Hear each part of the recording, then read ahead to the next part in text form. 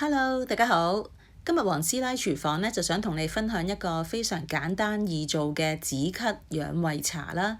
咁而呢個茶呢，個材料都係非常簡單，咁好多時候呢，喺我哋屋企呢，都係可以好容易揾到嘅。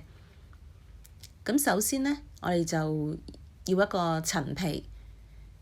咁呢罐陳皮呢，就都係好多年㗎啦，係我媽咪俾我嘅。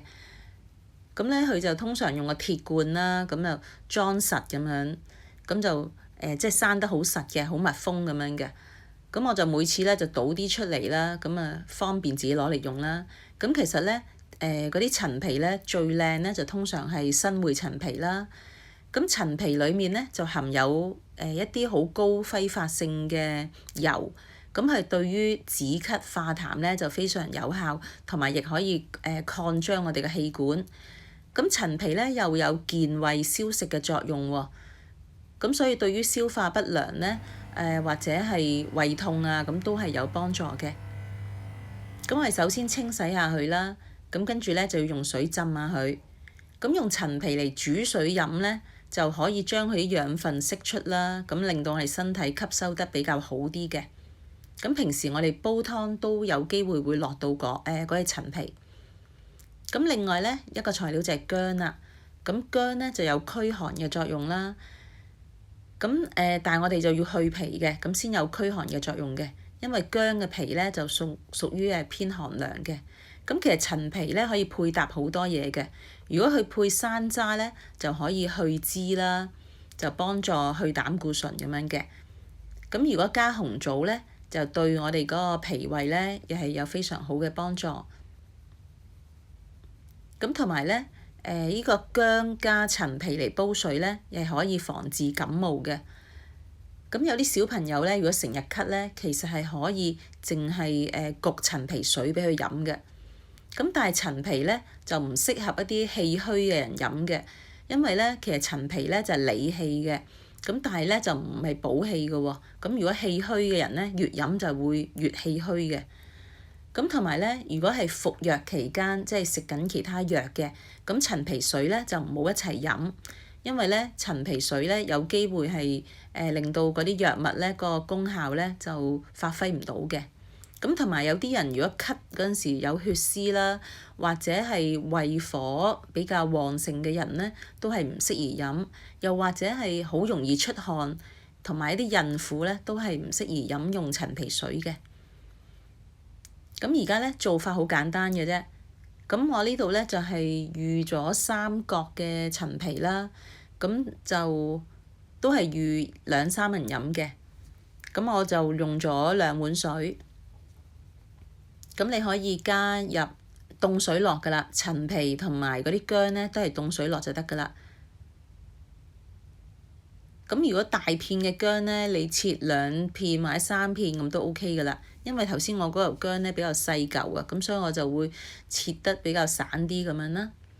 咁呢個陳皮咧就浸咗水，其實佢都未軟晒嘅，不過用嚟煲水咧，其實佢一陣間就會軟㗎啦。咁你就清洗下佢啦，咁可以放落去。咁同埋咧，有啲人就話去瓤，有啲人就唔去。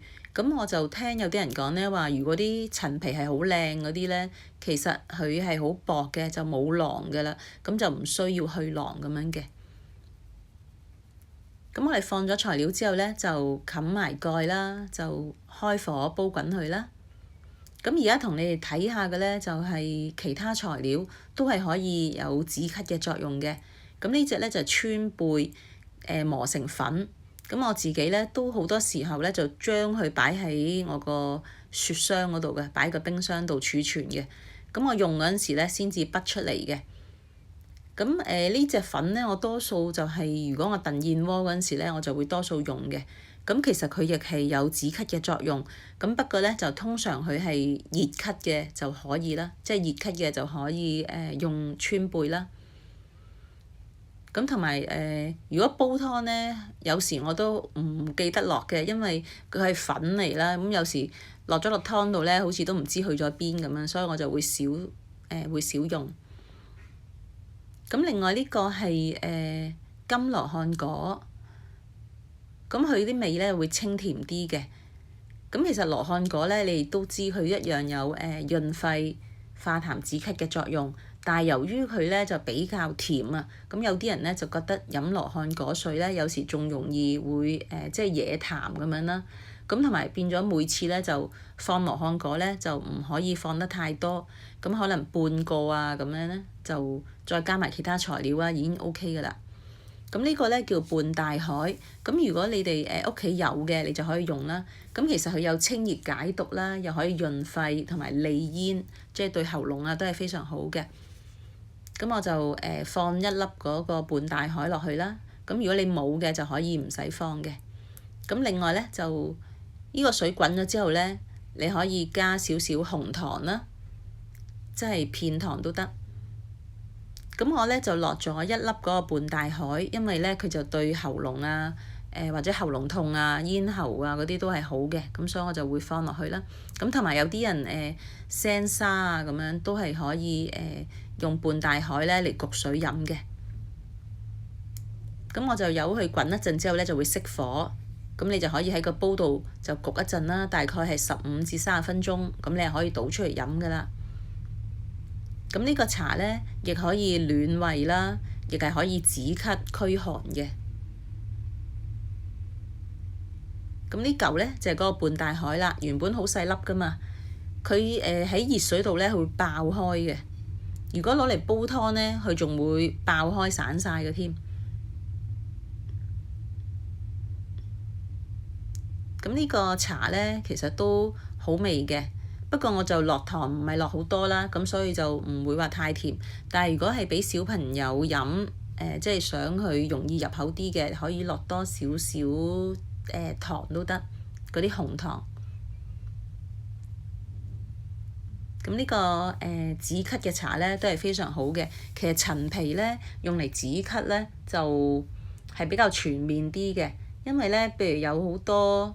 你唔知道佢係熱咳啦定寒咳嘅時候咧，你就可以用陳皮，咁咧佢就會比較係中性一啲。咁不過咧就記得啦，好多嘢都係唔可以話長期咁樣飲用嘅。咁其實陳皮水都係一樣嘅。咁如果係冇咳嗰個時候咧，就唔使再飲㗎啦。咁同埋如果係氣虛嘅人咧，就記得唔好長期咁飲用陳皮水啦。咁好啦，今次就分享到呢度啦。咁如果鍾意我條片嘅就 like、share 同埋 subscribe 個 channel 啦。咁同埋我又歡迎你哋喺片下面留言嘅。咁我哋下次再見啦，拜拜。